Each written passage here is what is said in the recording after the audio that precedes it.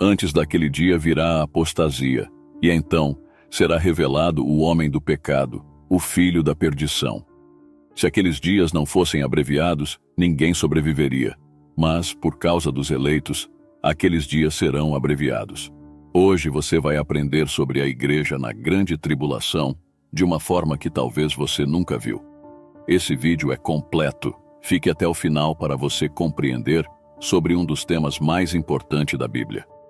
O capítulo em que o próprio Senhor Jesus trata exclusivamente sobre os assuntos relacionados à grande tribulação é o de Mateus 24. Ao invés de Jesus dizer que eles seriam arrebatados para não verem nada daquilo que aconteceria na grande tribulação, ele diz exatamente o contrário, que eles seriam entregues para serem perseguidos e condenados à morte. Então eles os entregarão para serem perseguidos e condenados à morte, e vocês serão odiados por todas as nações por minha causa. Além disso, Jesus não isenta nem seus próprios discípulos dos acontecimentos que marcariam a tribulação apocalíptica. Ele diz que eles veriam o sacrilégio terrível, que eles teriam que fugir para os montes. Assim, quando vocês virem o sacrilégio terrível, do qual falou o profeta Daniel, no lugar santo quem lê, entenda então, os que estiverem na Judeia fujam para os montes. Orem para que a fuga de vocês não aconteça no inverno nem no sábado. Muitos acreditam que a igreja não passará pela grande tribulação, mas que será arrebatada antes da grande tribulação. Os que pensam assim ignoram muitos textos da Bíblia para chegar a essa interpretação. O arrebatamento da igreja está intimamente ligado à ressurreição do último dia. Tanto os judeus quanto os primeiros cristãos acreditavam firmemente sobre quando essa ressurreição deveria acontecer. E a vontade do que me enviou é esta, que eu não perca nenhum de todos aqueles que me deu, mas que eu o ressuscite no último dia.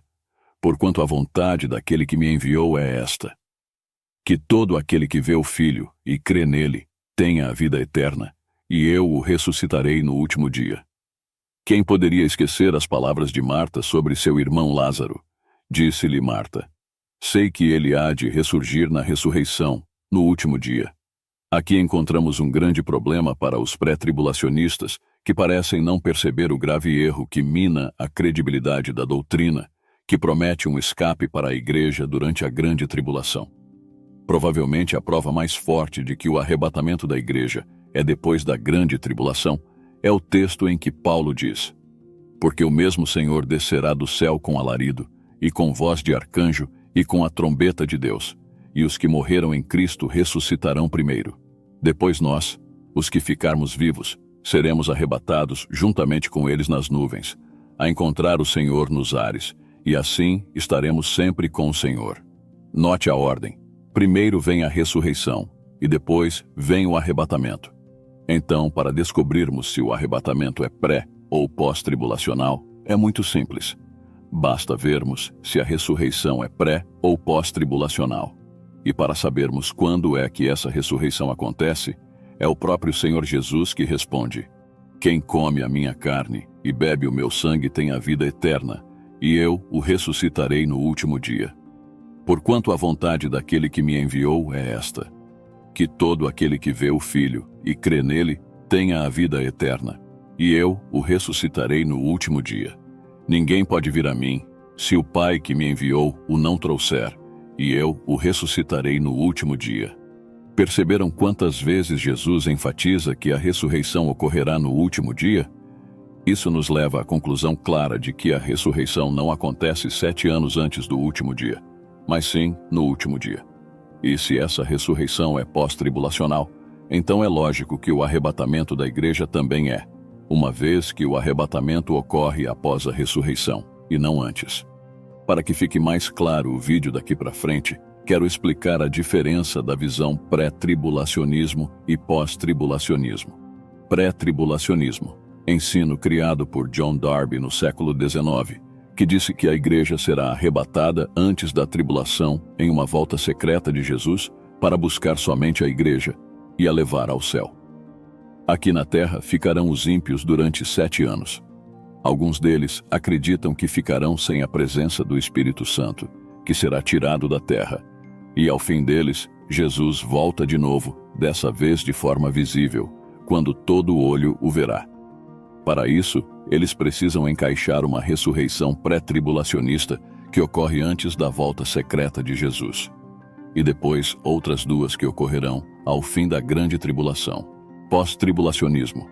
É a visão bíblica, é a que foi crida unanimemente por todos os primeiros cristãos e por todos os pais da igreja durante séculos, e também por todos os reformadores como Lutero e Calvino até a época de Darby. Essa visão é simples. Existe uma única volta de Jesus, visível, e ao final da tribulação, também há somente duas ressurreições, que são as que João relatou em Apocalipse 20. John Darby, o homem que espalha a doutrina do arrebatamento secreto, tentou contornar essa evidência contrária ao dispensacionalismo. Curiosamente, ele afirmou que esse último dia não se refere à volta visível de Jesus nem ao fim do mundo, mas ao último dia da dispensação da graça, situando essa ressurreição antes da grande tribulação.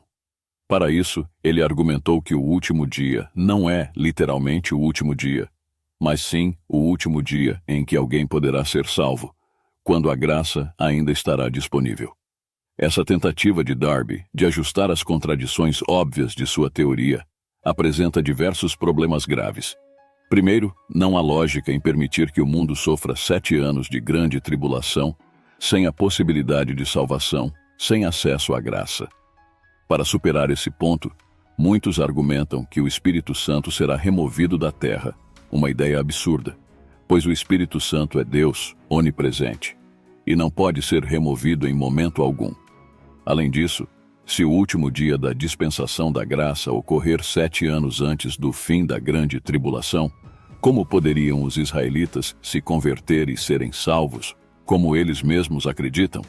E como entender as passagens bíblicas que mostram claramente os santos e servos de Deus no meio da grande tribulação, como os textos de Apocalipse? Foi-lhe dado poder para guerrear contra os santos e vencê-los. Foi-lhe dada autoridade sobre toda tribo, povo, língua e nação. Sabemos que sem a graça divina não haveria cristãos no mundo, pois é a graça de Deus que nos sustenta e nos livra do pecado e do diabo. Portanto, se a dispensação da graça terminasse 7 anos antes do fim da tribulação, como poderiam existir santos e servos de Deus em meio à tribulação? Isso implicaria que eles chegaram lá por conta própria, sem a graça divina, o que é uma heresia e um absurdo para qualquer cristão.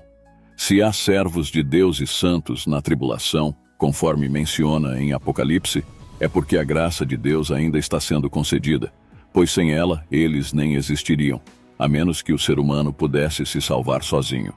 Portanto, é impossível que este último dia se refira ao último dia da dispensação da graça, 7 anos antes da tribulação.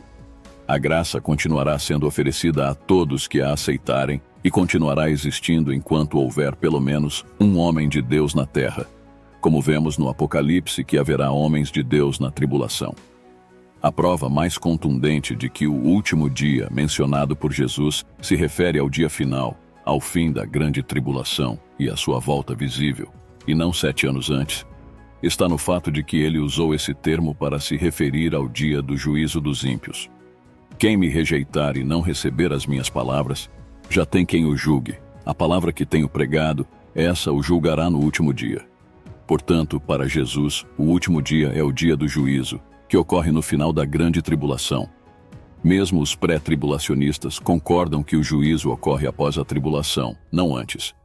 Note que esse julgamento é dos ímpios, pois se refere àqueles que rejeitaram as palavras de Jesus.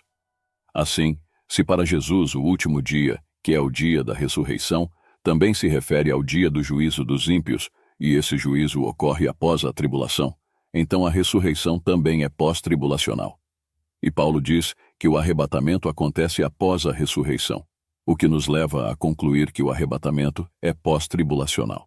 Outro fato que confirma isso é João mencionar explicitamente que a ressurreição só ocorrerá após todas as tribulações apocalípticas. E vi tronos, e os que se assentaram sobre eles receberam autoridade para julgar.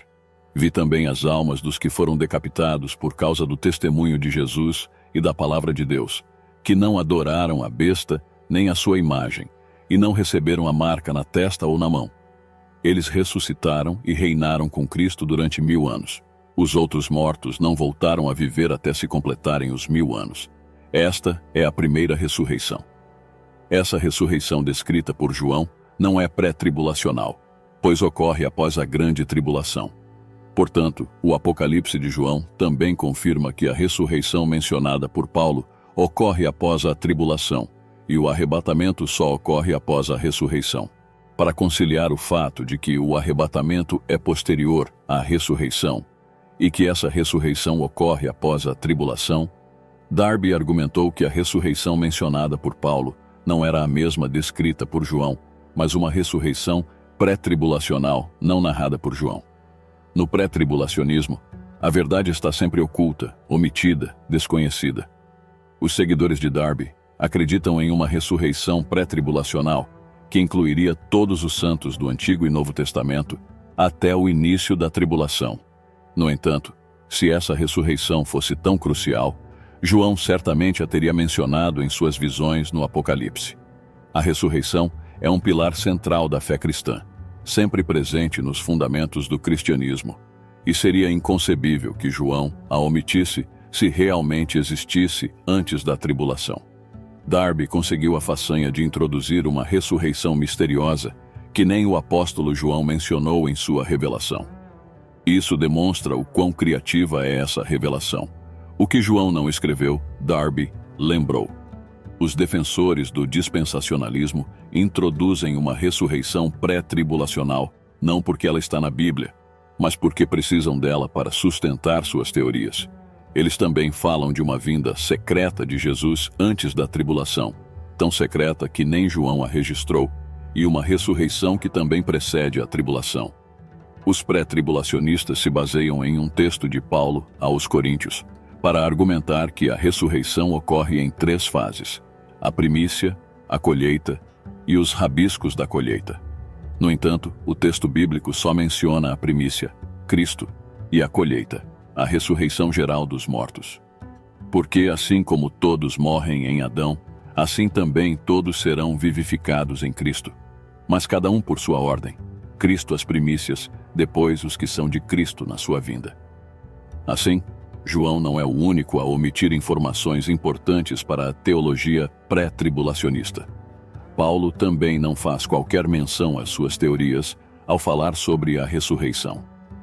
Alegar a existência de rabiscos da ressurreição, porque no antigo Israel havia rabiscos da colheita, é uma distorção das escrituras e das regras básicas de interpretação bíblica.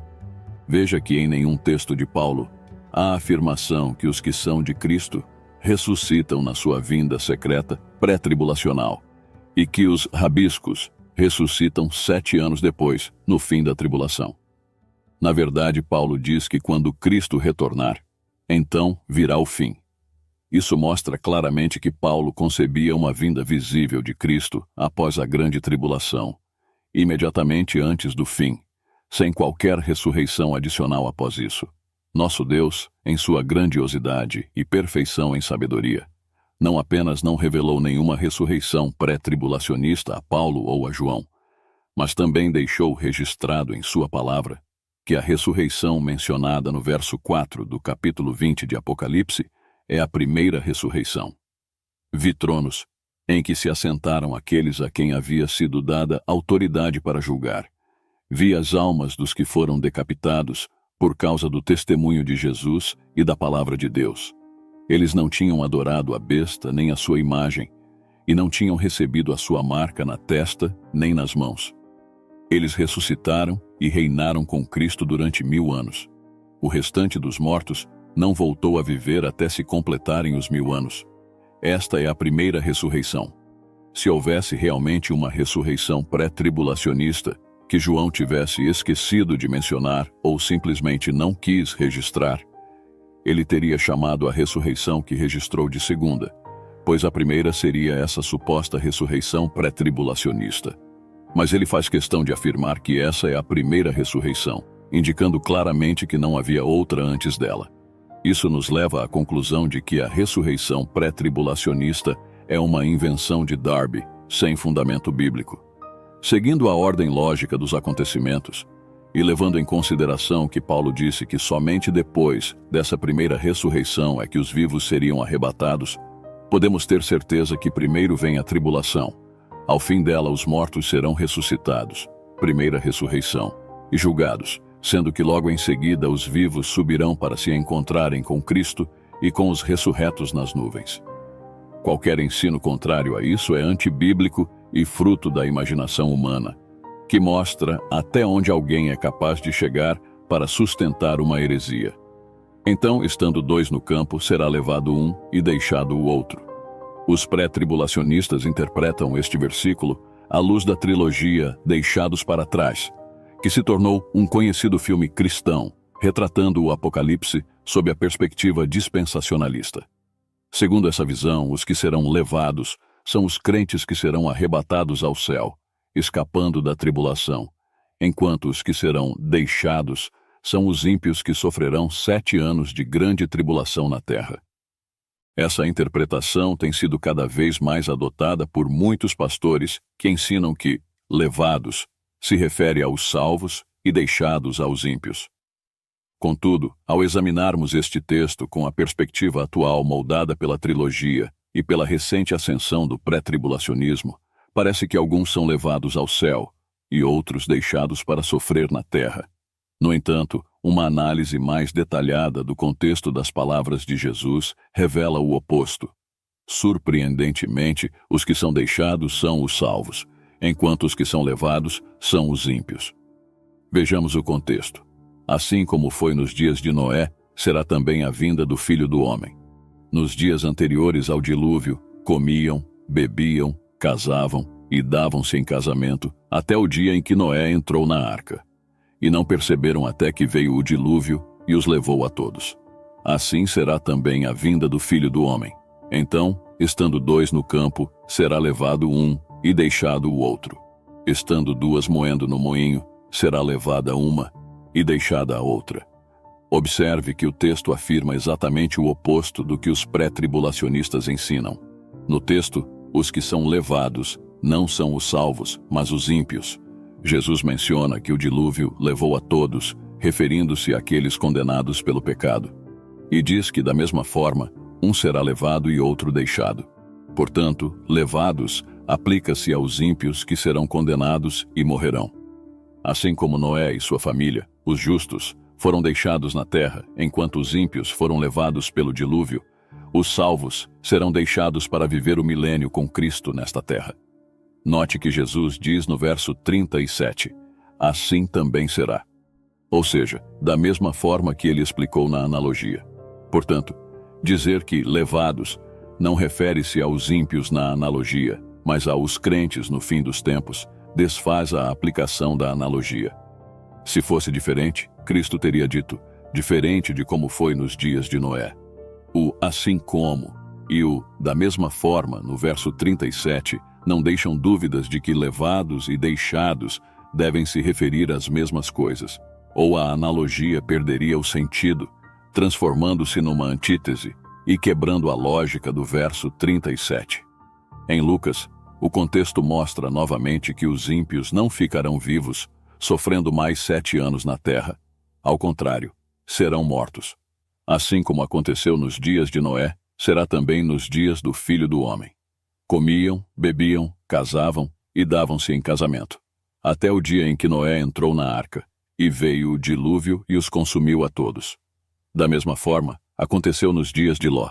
Comiam, bebiam, compravam, vendiam, plantavam e edificavam. Mas no dia em que Ló saiu de Sodoma, choveu fogo e enxofre do céu e os consumiu a todos. Assim será no dia em que o Filho do Homem se manifestar.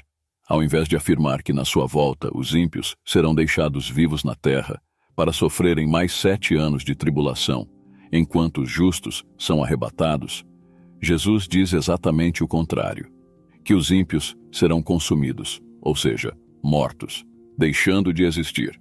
Assim como no dilúvio, que tirou a vida de todos os ímpios, e em Sodoma e Gomorra, onde o fogo devorador consumiu todos os ímpios, Jesus diz que assim também será na volta do Filho do Homem. Portanto, não há nada que indique que os crentes escaparão da tribulação 7 anos antes do fim, deixando os ímpios vivos. Na verdade, a linguagem bíblica aponta para o aniquilamento dos ímpios. Isso é reforçado nos seguintes versículos, onde Cristo diz: 2 mulheres estarão moendo juntas, uma será levada e a outra deixada. 2 homens estarão no campo, um será levado e o outro deixado. Onde, Senhor? Perguntaram eles. Ele respondeu: onde houver um cadáver, ali se ajuntarão os abutres. Mais uma vez, fica claro que levados e deixados não se referem a pessoas sendo arrebatadas ao céu e outras permanecendo vivas na terra, mas sim a cadáveres, onde se ajuntam os abutres, ou seja, a pessoas mortas, não sobreviventes. Interessante também é observar a parábola do joio e do trigo e sua interpretação. Jesus explica que primeiro o joio é recolhido e queimado, e só depois o trigo é guardado no celeiro. Deixem crescer juntos até a colheita. Na época da colheita, direi aos ceifeiros: juntem primeiro o joio e amarrem-no em feixes para ser queimado. Depois, juntem o trigo e armazenem-no no meu celeiro. Notem que primeiro é recolhido o joio, ímpios, para ser queimado, e só depois o trigo, justos, é guardado no celeiro. Jerusalém Celestial. No entanto, John Darby apresentou uma interpretação diferente, sugerindo que os justos seriam recolhidos primeiro, arrebatados ao céu 7 anos antes do fim da tribulação, enquanto os ímpios seriam deixados para trás na terra, sendo recolhidos apenas 7 anos depois. Ou seja, segundo a visão de Jesus, os ímpios serão recolhidos antes dos justos, enquanto o pré-tribulacionismo de Darby sugere o contrário. Isso desfaz a interpretação dispensacionalista popularizada por Darby e pela trilogia cinematográfica Deixados para Trás. E como acredito que Jesus é muito mais confiável que John Darby ou roteiristas de cinema, prefiro confiar nas palavras de Cristo. Ainda considero o filme Deixados para Trás uma obra de ficção científica muito bem elaborada, com um bom roteiro e bons atores.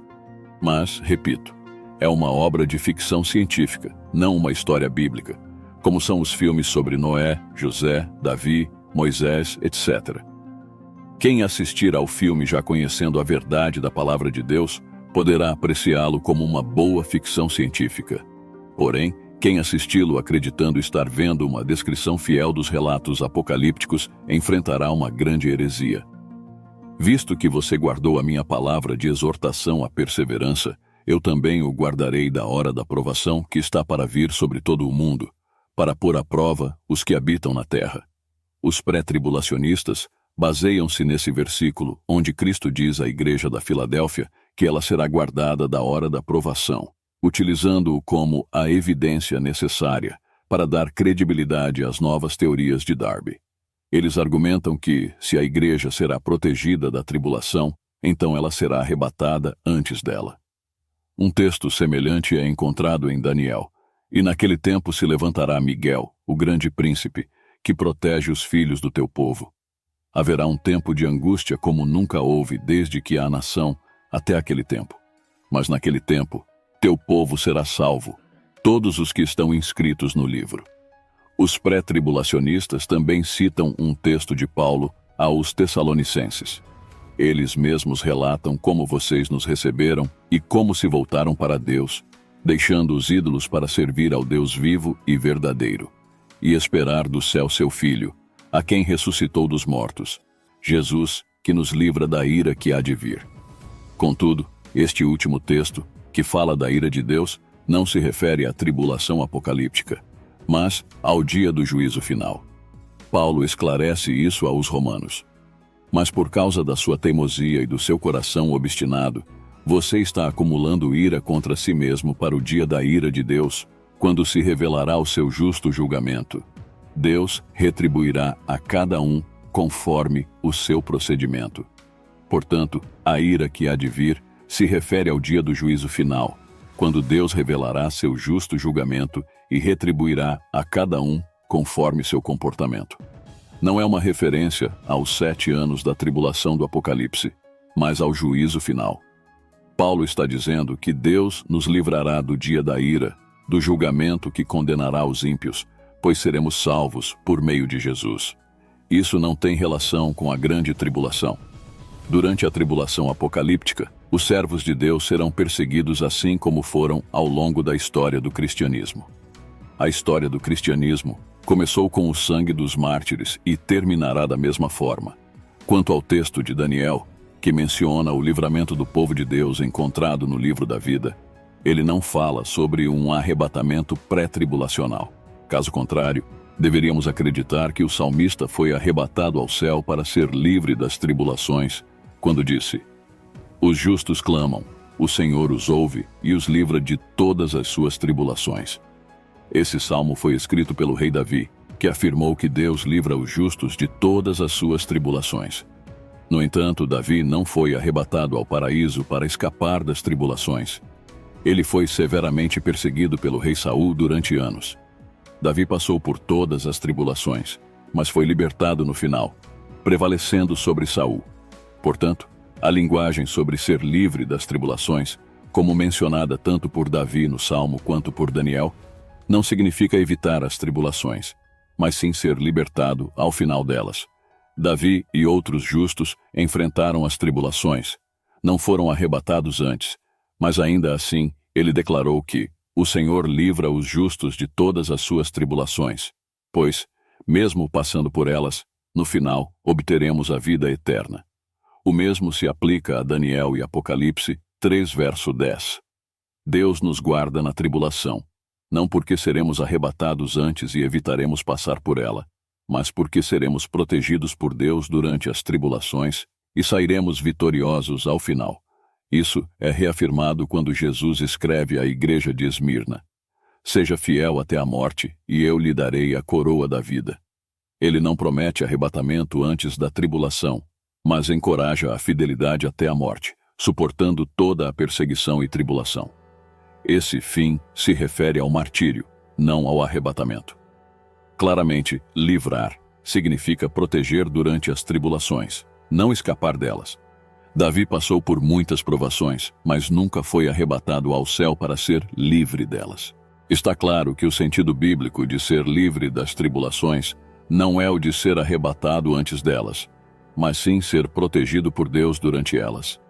Tanto Saul, o rei ímpio que perseguia Davi, quanto o próprio Davi, justo diante de Deus, permaneceram na terra e enfrentaram tribulações. A diferença é que o ímpio pereceu, enquanto o justo foi protegido por Deus, alcançando a vitória. É por isso que oramos na oração do Pai Nosso: "E não nos deixes cair em tentação, mas livra-nos do mal, porque teu é o reino, o poder e a glória para sempre." Amém. Quando pedimos a Deus para nos livrar do mal, não estamos pedindo para sermos arrebatados ao céu, mas para sermos protegidos durante as tribulações e tentações que enfrentamos na terra. Pedir para sermos livres do mal significa ser protegido aqui, não ser retirado da terra. Assim como o salmista, podemos afirmar com convicção que Deus nos livrará de toda tribulação, sem implicar que seremos arrebatados ao céu para escapar delas. Sempre que a Bíblia fala sobre guardar ou livrar das tribulações, refere-se à proteção durante as adversidades, não à fuga delas. Um exemplo claro disso está no relato bíblico do Êxodo, onde Deus protegeu seu povo das tribulações que atingiram os egípcios, sem remover os israelitas da terra. Deus deixou os israelitas na terra, protegendo-os das pragas que devastaram o Egito. Apenas os egípcios sofreram as pragas, enquanto o povo de Deus permaneceu protegido. Mas, naquele dia, tratarei de maneira diferente a terra de Gósen, onde habita o meu povo. Nenhum enxame de moscas se achará ali, para que saibas que eu, o Senhor, estou nesta terra. E a saraiva feriu, em toda a terra do Egito, tudo quanto havia no campo, desde os homens até aos animais.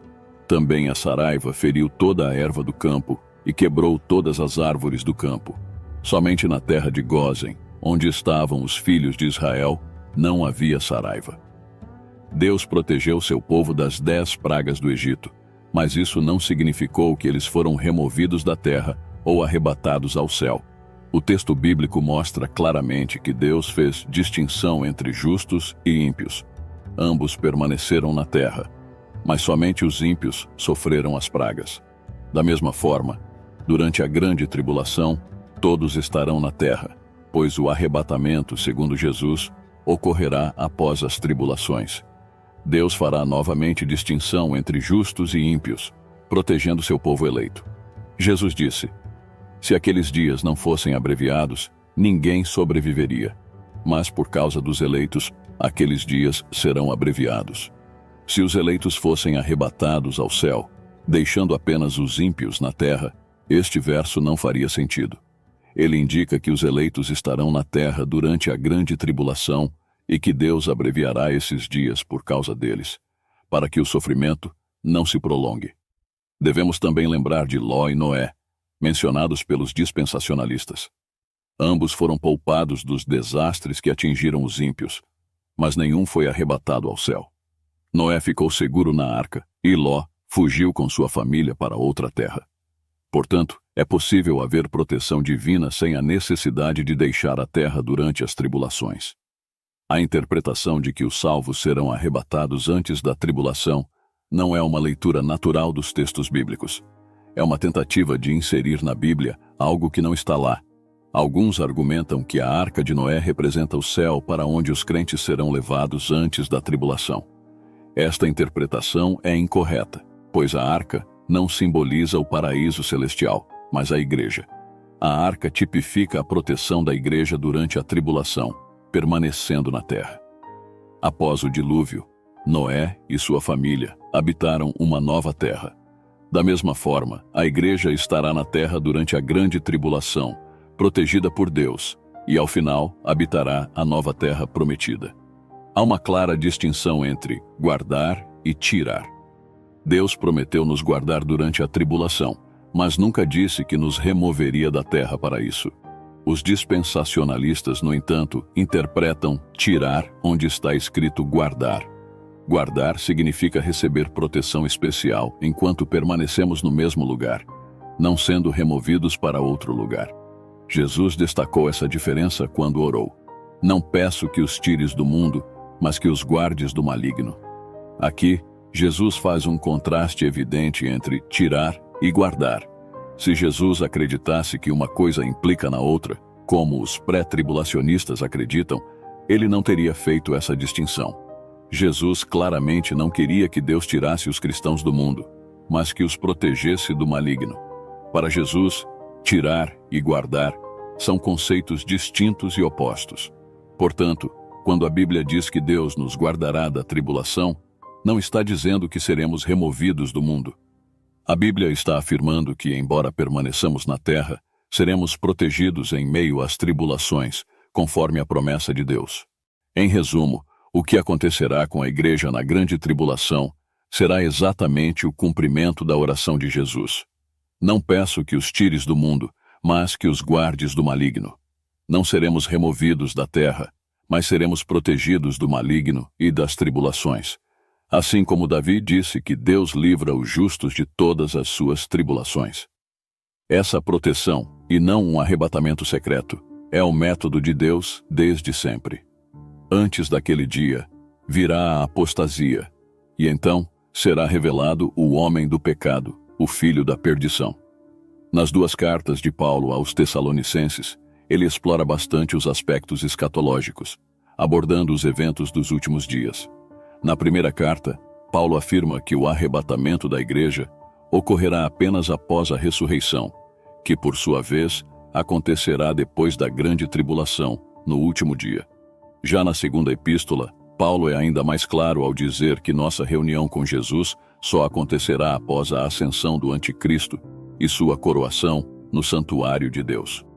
Irmãos, quanto à vinda de nosso Senhor Jesus Cristo e a nossa reunião com Ele, rogamos a vocês que não se deixem abalar nem alarmar tão facilmente, quer por profecia, quer por palavra, quer por carta supostamente vinda de nós, como se o dia do Senhor já tivesse chegado.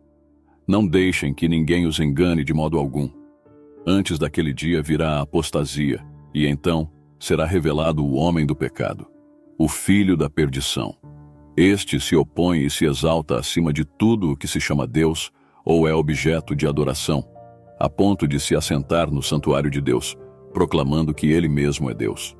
Aqui, podemos ver que, para Paulo, a reunião com Cristo, arrebatamento, não ocorrerá antes da apostasia, quando o homem do pecado, anticristo, será revelado, proclamando-se Deus e se assentando no santuário de Deus.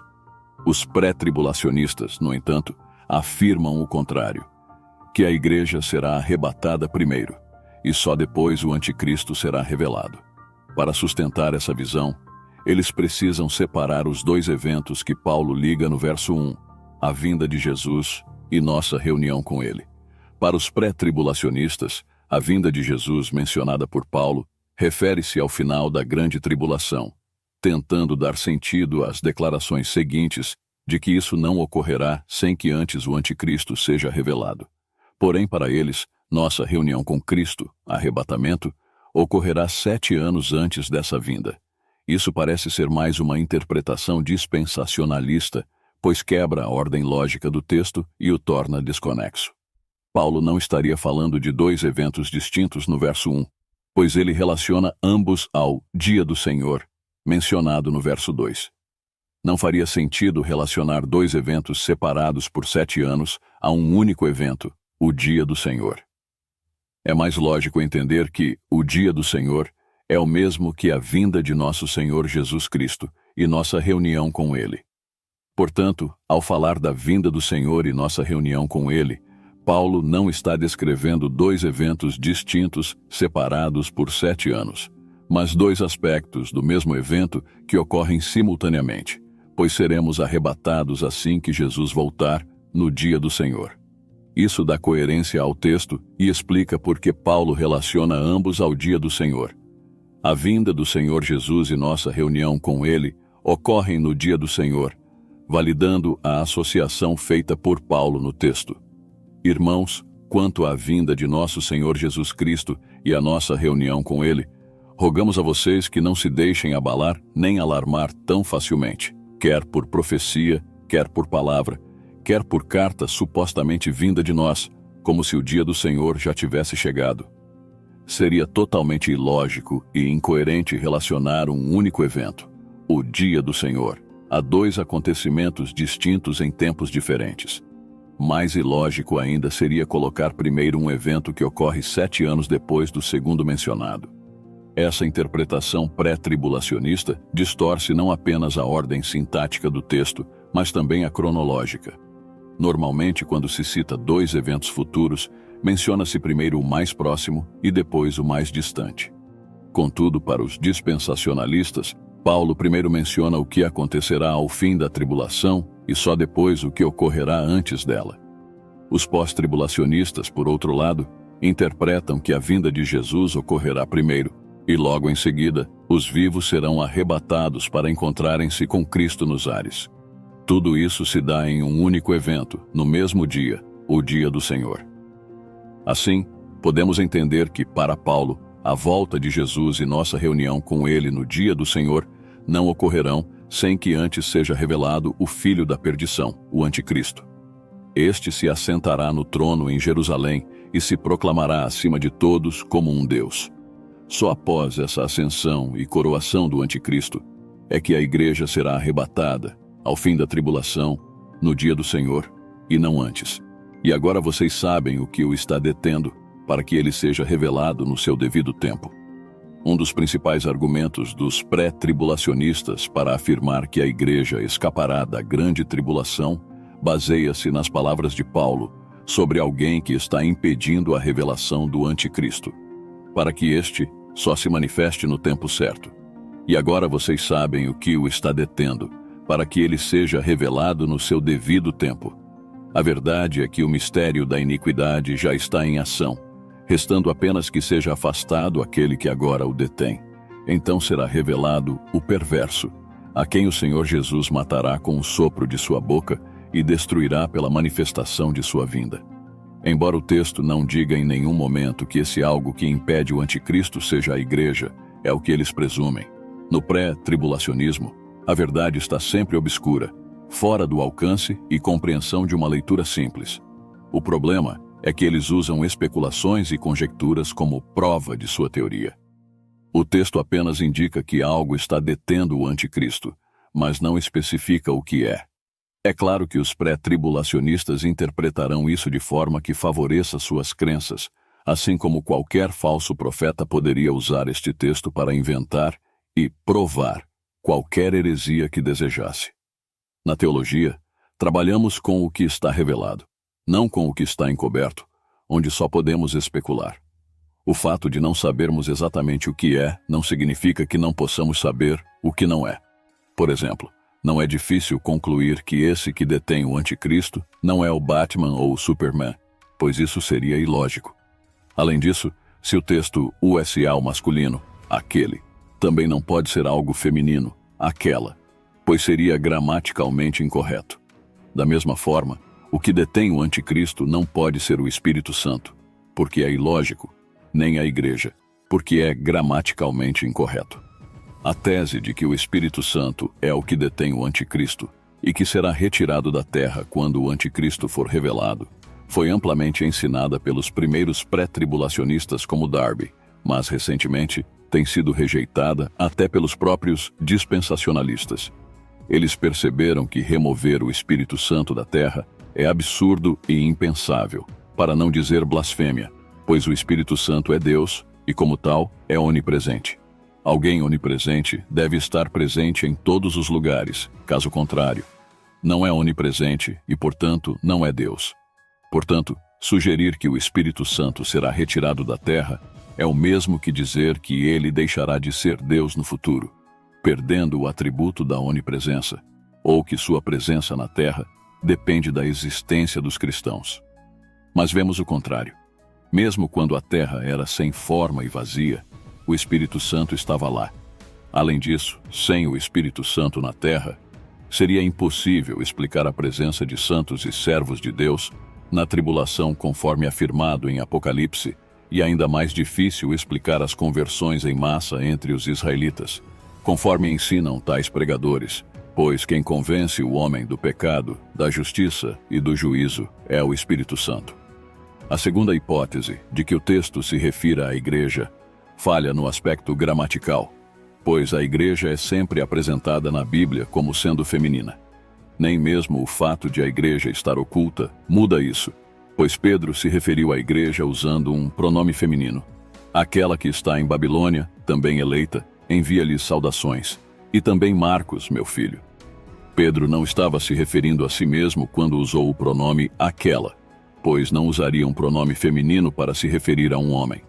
Ele estava falando sobre a igreja onde estava, ou seja, aquela que está em Babilônia.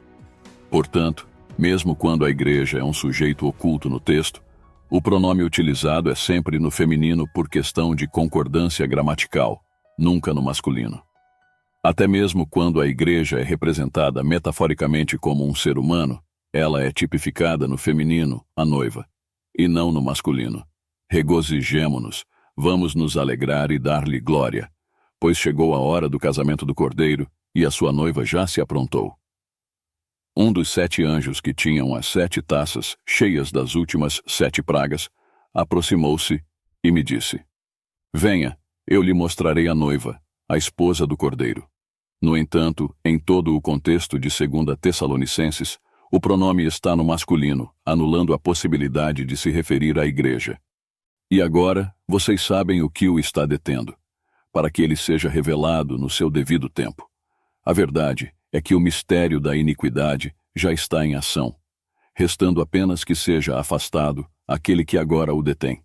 Então será revelado o perverso, a quem o Senhor Jesus matará com o sopro de sua boca e destruirá pela manifestação de sua vinda.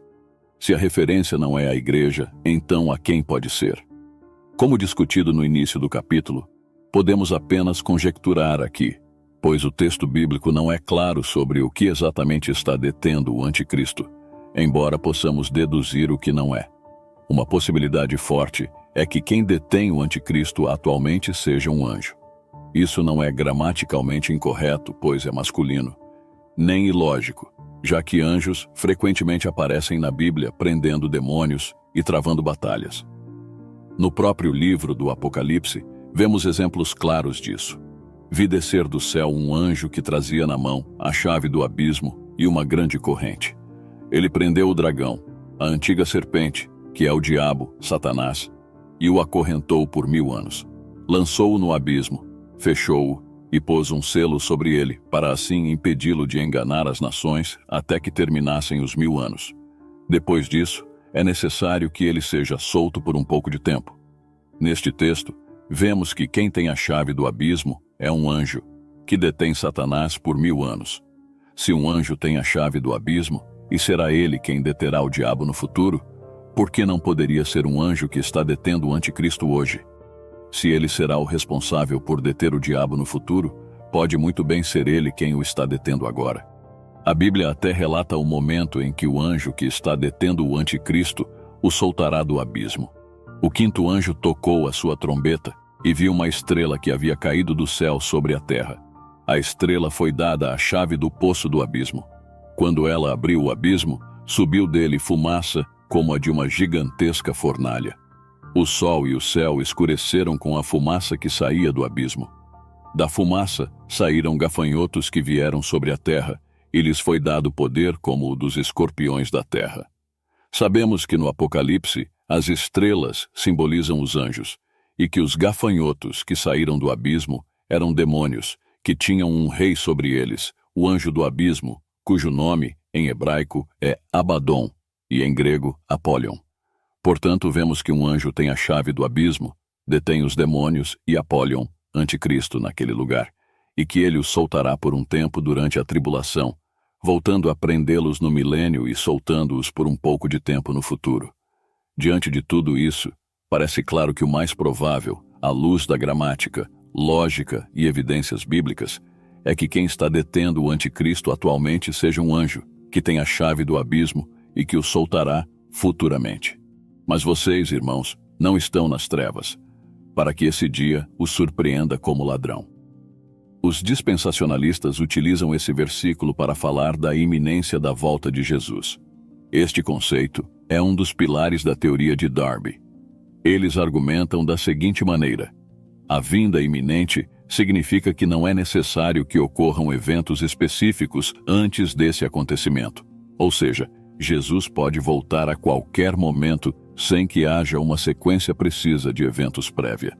Ao lermos o Novo Testamento, veremos que o ensino é sobre a volta de Jesus para arrebatar sua igreja, sem que ocorra algum evento necessário antes disso, ou seja, não há sinais prévios obrigatórios para a vinda de Cristo à igreja. Portanto, o Novo Testamento ensina a iminência da volta de Jesus. Para os pré-tribulacionistas, Jesus pode retornar a qualquer momento, inclusive no próximo segundo, sem que nenhum evento específico precise ocorrer antes disso. Mas será que a Bíblia realmente ensina a doutrina da iminência da volta de Cristo?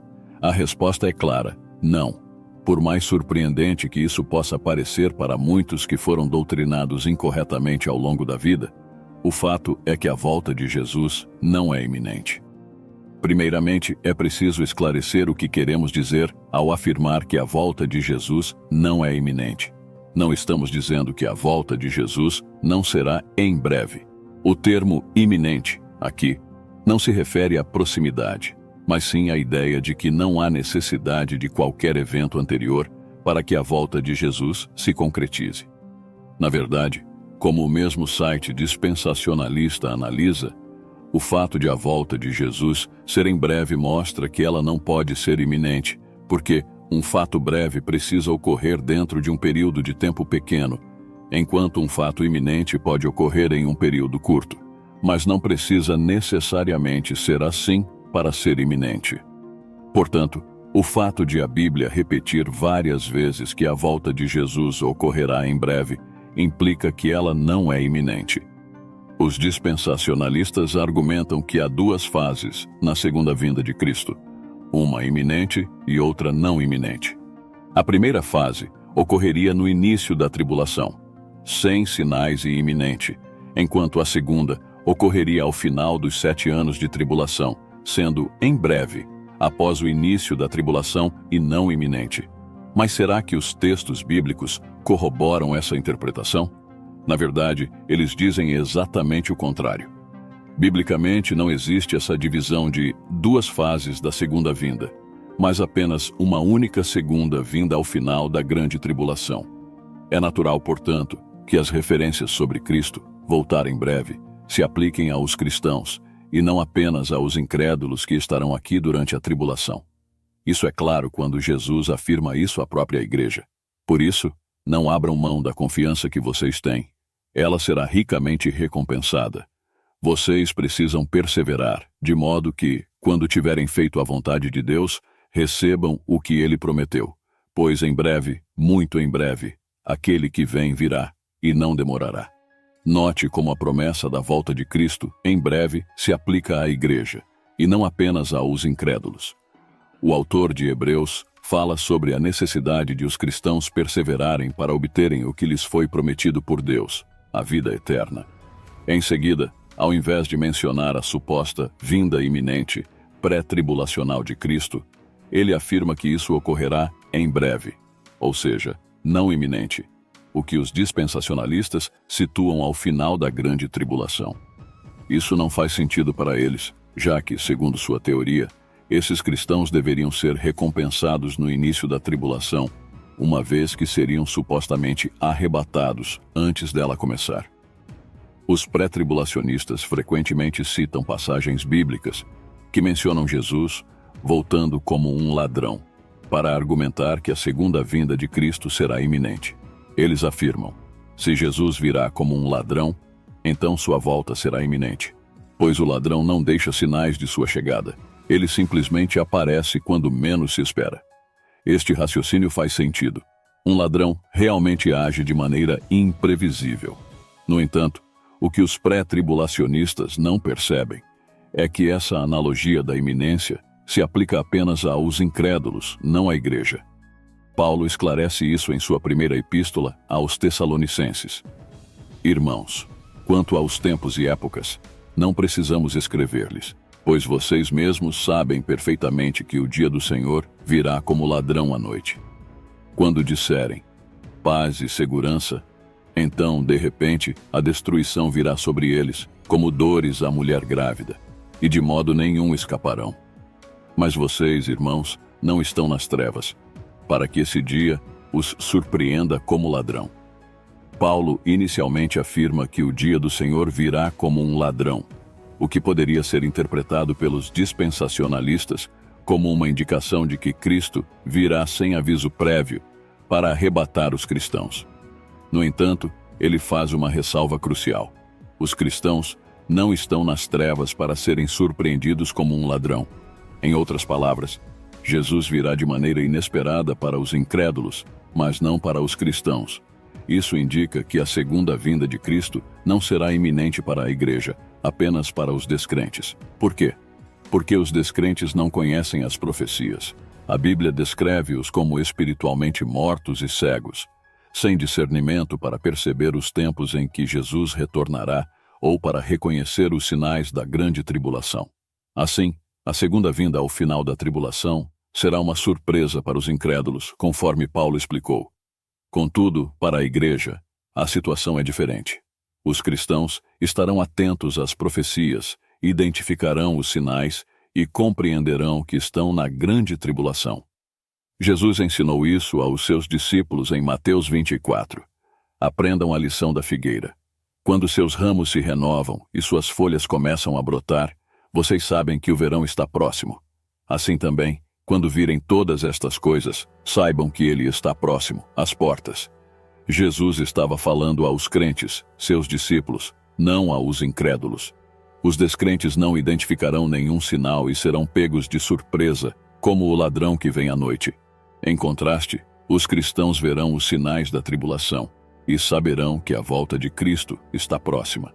Portanto, a segunda vinda será inesperada, iminente, apenas para os incrédulos, não para a igreja, que estará atenta aos sinais da grande tribulação e saberá quando ele estiver prestes a retornar. A prova mais convincente de tudo isso está no próprio relato da grande tribulação, onde Jesus afirma: Eis que venho como ladrão. Feliz aquele que permanece vigilante e conserva consigo as suas vestes, para que não ande nu, e não seja vista a sua vergonha.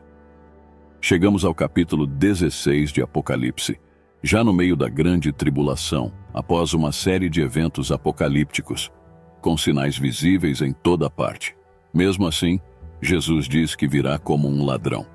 Isso seria impossível para os pré-tribulacionistas, pois, para eles, a volta de Jesus como um ladrão só seria possível antes da tribulação.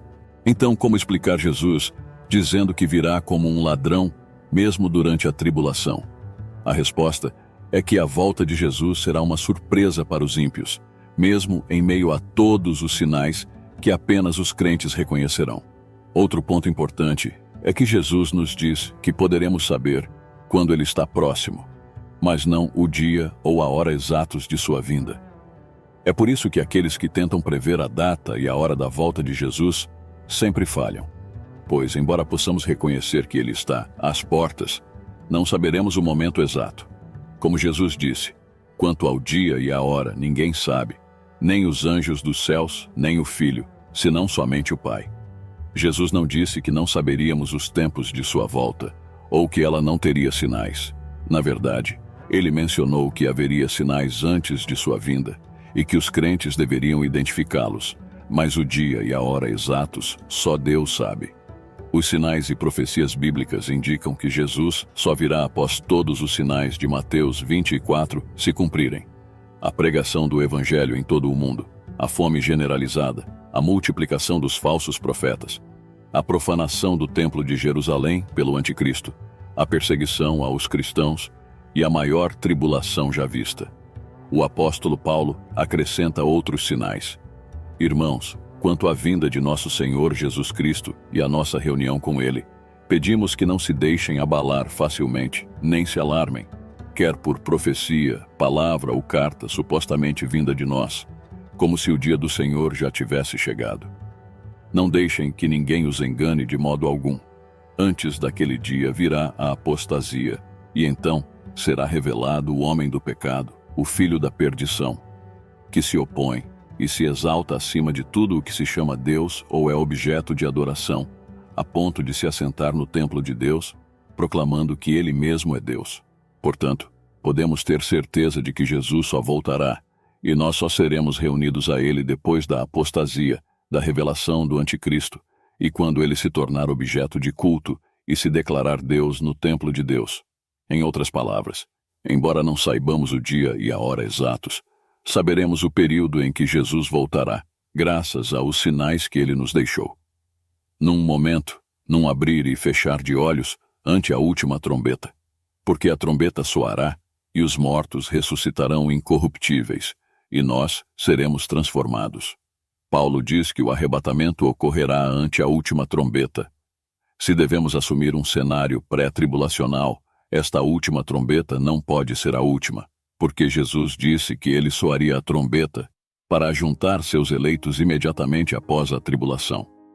Com o fim de fazer com que esta trombeta seja realmente a última, ela deve ser vista como idêntica à trombeta da qual Jesus falou, colocando-se o arrebatamento dos crentes após a tribulação. O problema para os pré-tribulacionistas é que a última trombeta não é pré-tribulacional, mas ocorre durante a segunda vinda, visível, de Cristo. Isso cria um obstáculo para os pré-tribulacionistas, que não podem identificar a última trombeta que Paulo fala para os coríntios como a mesma última trombeta do Apocalipse, pois isso refutaria a teoria de Darby. Portanto, eles tentam negar essa conexão, como argumenta o dispensacionalista Silvio Costa. Quero dizer que a última trombeta citada por Paulo na primeira carta aos Coríntios 15 nada tem a ver com a última trombeta de Apocalipse 11 por razões claras. As menções retratam cenários escatológicos distintos.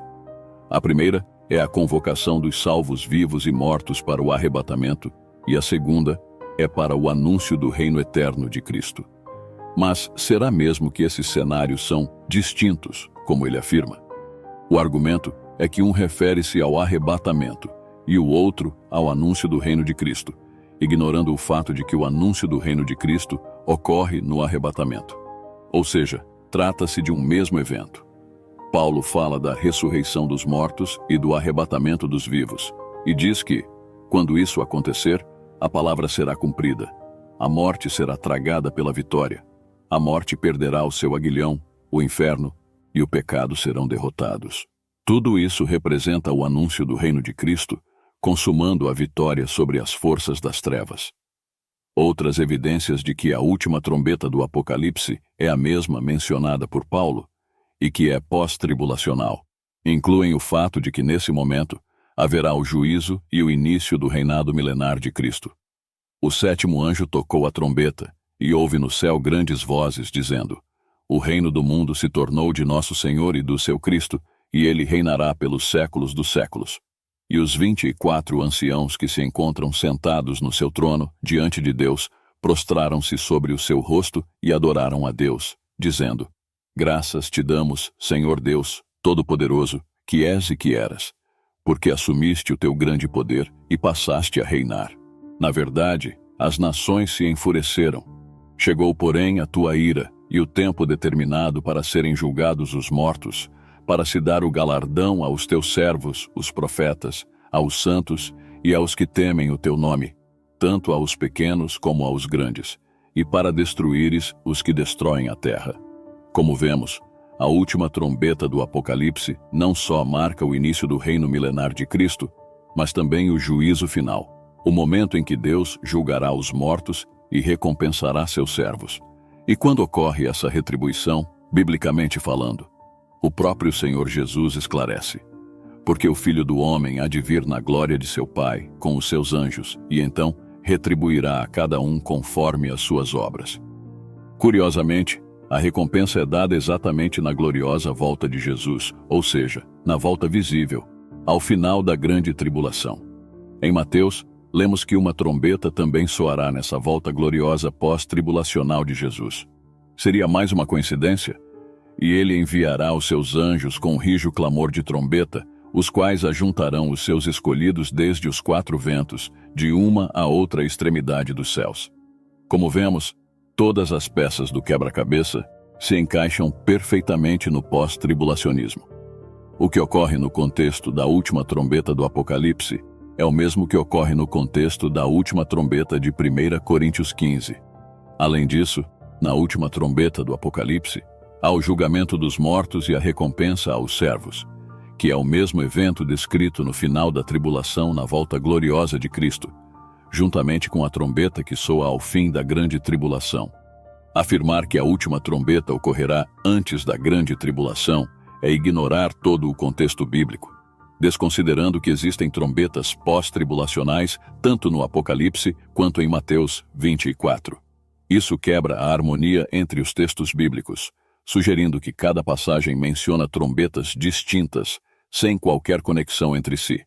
Além disso, se Jesus mencionou uma trombeta tocando em sua volta após a tribulação, é porque a última trombeta não é pré-tribulacional, a menos que existisse uma trombeta tocada 7 anos antes da última, o que é absurdo.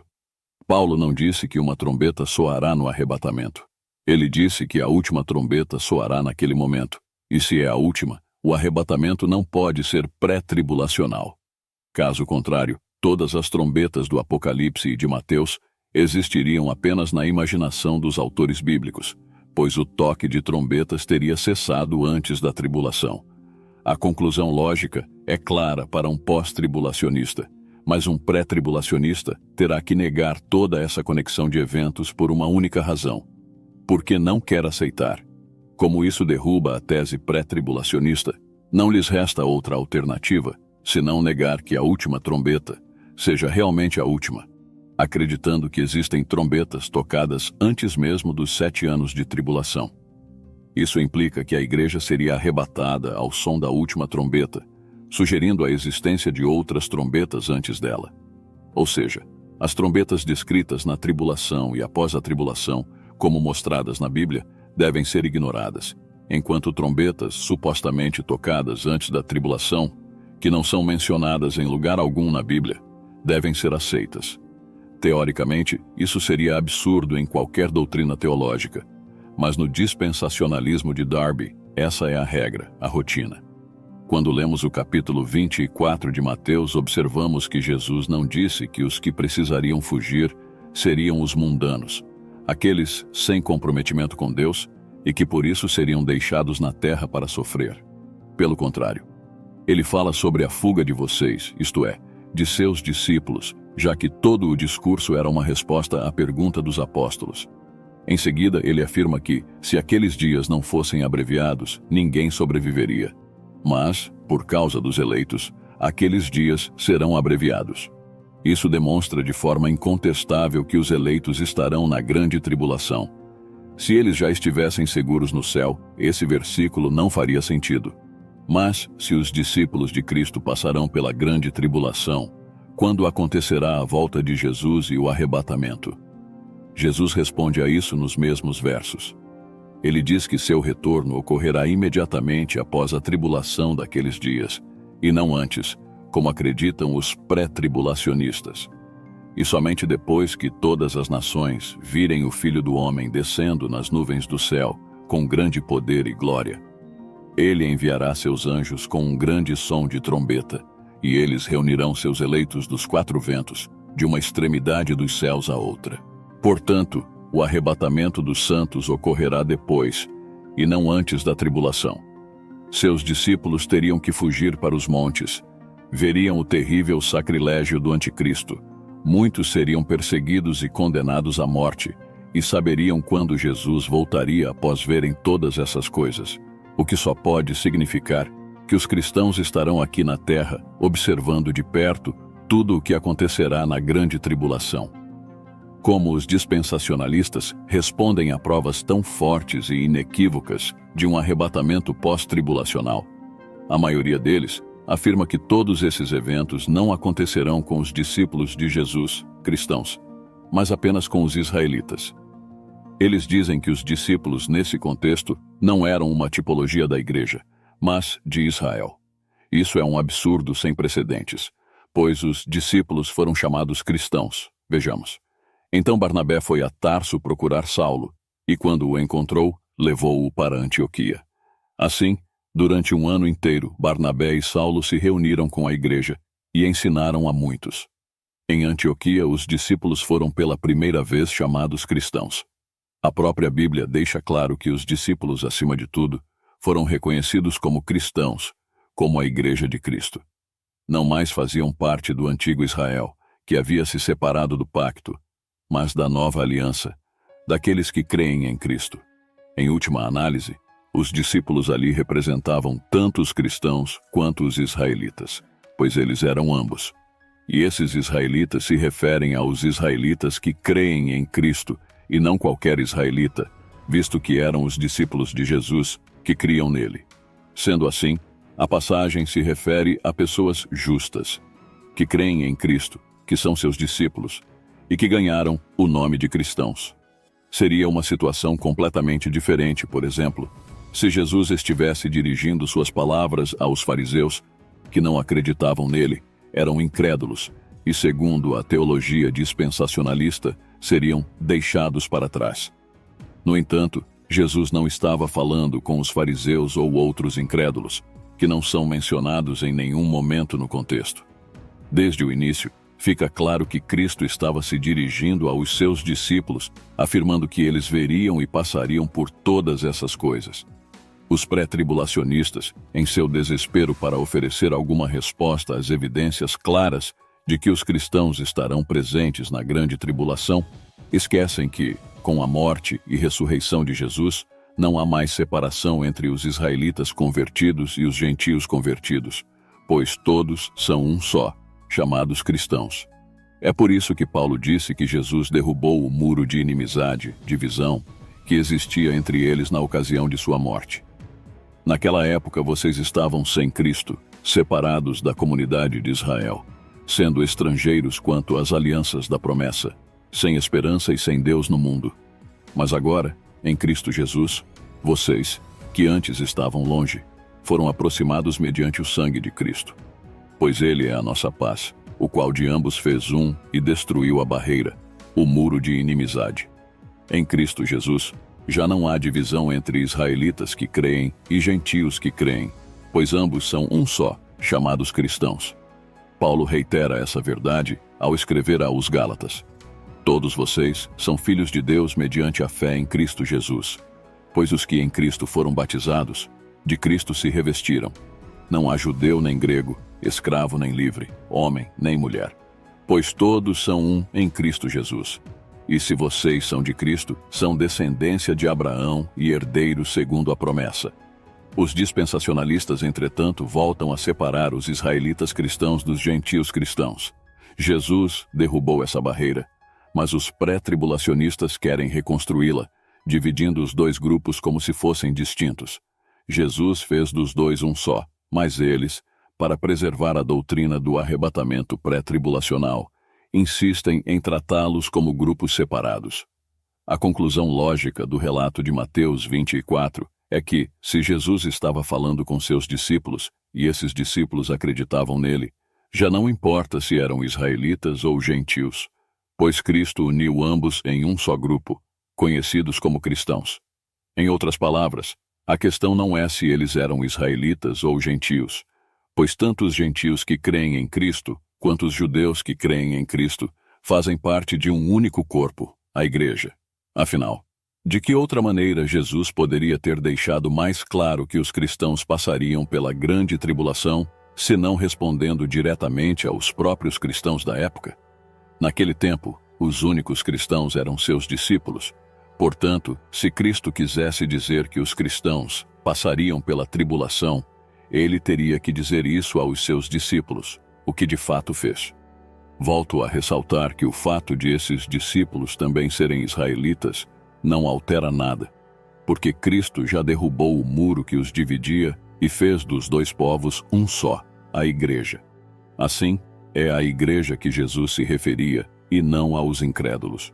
Além disso, se o que Jesus disse deve se aplicar apenas aos israelitas incrédulos e não aos cristãos, então devemos concluir que tudo o que Jesus disse enquanto esteve entre nós deve valer apenas para os israelitas incrédulos, seguindo a mesma lógica empregada pelos dispensacionalistas em Mateus 24. Se algum pré-tribulacionista quiser ser honesto e sincero consigo mesmo, teria que reconsiderar todos os evangelhos à luz de sua interpretação falha de Mateus 24, identificando todos os discursos de Jesus, incluindo o Sermão da Montanha, como sendo válidos somente para os israelitas e não para os cristãos gentios. No entanto, é exatamente isso que eles fazem com o discurso de Cristo em Mateus 24. Ora, mas isso é uma bobagem, diria um pré-tribulacionista. O que Jesus pregou é válido para os cristãos de hoje, mesmo que originalmente tenha sido dito aos israelitas. Porque os israelitas crentes daquela época eram a igreja de hoje, junto aos gentios que creram. Pois é exatamente essa mesma lógica que deve ser aplicada a Mateus 24, o que os dispensacionalistas não fazem, porque isso arruinaria toda a tese fantasiosa do arrebatamento pré-tribulacional que eles defendem. E falando em arrebatamento pré-tribulacional, é interessante que Jesus só mencionou um arrebatamento após a tribulação, e não antes dela. Para os dispensacionalistas, o arrebatamento ocorre antes da tribulação. Já para Jesus, o único arrebatamento mencionado acontece depois da tribulação. Compare, por exemplo, este texto de Mateus com o de Tessalonicenses, que fala do arrebatamento da igreja. Então aparecerá no céu o sinal do Filho do Homem, e todas as nações da terra se lamentarão, e verão o Filho do Homem vindo nas nuvens do céu com poder e grande glória. E ele enviará os seus anjos com grande som de trombeta, e estes reunirão os seus eleitos dos quatro ventos, de uma a outra extremidade dos céus. Porque o Senhor mesmo descerá do céu com grande brado, a voz do arcanjo, ao som da trombeta de Deus. E os que morreram em Cristo ressuscitarão primeiro. Depois nós, os que ficarmos vivos, seremos arrebatados juntamente com eles, nas nuvens, ao encontro do Senhor nos ares, e assim estaremos para sempre com o Senhor. Ambos os textos falam dos eleitos sendo reunidos, arrebatados, mencionam Jesus vindo nas nuvens, referem-se ao som de trombeta e mencionam os anjos. Qualquer pessoa razoável consegue perceber que se trata do mesmo evento, e não de dois eventos distintos. Ambos os textos retratam a volta de Jesus ao fim da tribulação, pois a divisão em duas fases criada por Darby não é bíblica. A suposta vinda secreta pré-tribulacional de Jesus não tem base bíblica. Isso é algo que ele não menciona em todo o discurso de Mateus 24. Ele não fala nada sobre vir secretamente antes da tribulação, mas faz questão de destacar sua volta gloriosa depois da tribulação. Ou seja, nada do que os pré-tribulacionistas acreditam é mencionado por Jesus. Ele simplesmente omite tudo que é fundamental na teologia dispensacionalista. Ele não fala de uma vinda secreta antes da tribulação, nem de um arrebatamento antes disso. São conceitos inventados por Darby e acreditados por seus seguidores, mas nunca afirmados por Jesus.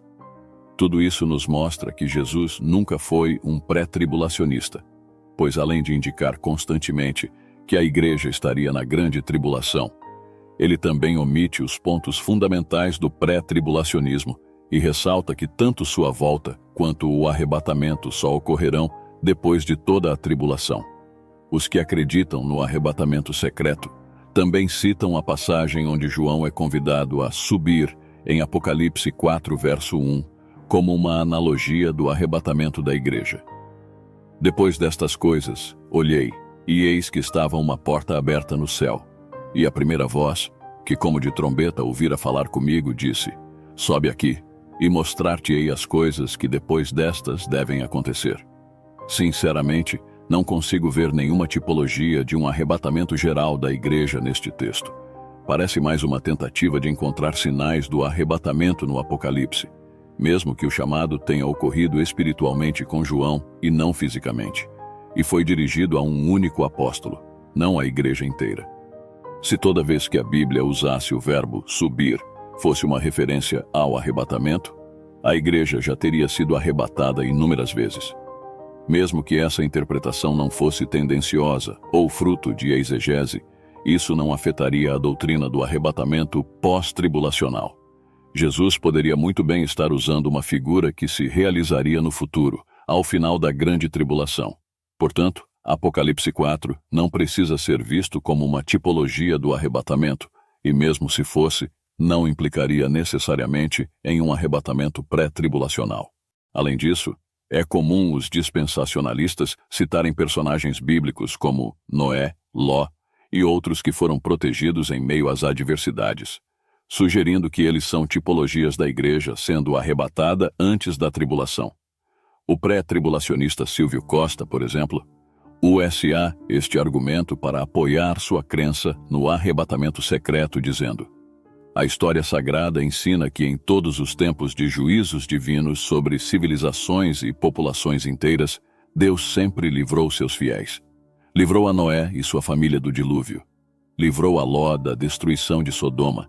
Livrou a Israel das 10 pragas que atribularam ao Egito. Livrou Jerusalém da invasão da Assíria. Curiosamente, esses exemplos apoiam muito mais o pós-tribulacionismo do que o pré, porque em todos esses casos, Deus livrou essas pessoas sem tirá-las da terra.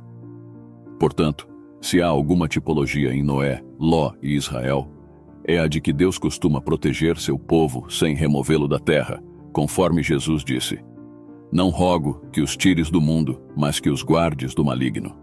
Por fim, um último apelo aos pregadores dispensacionalistas.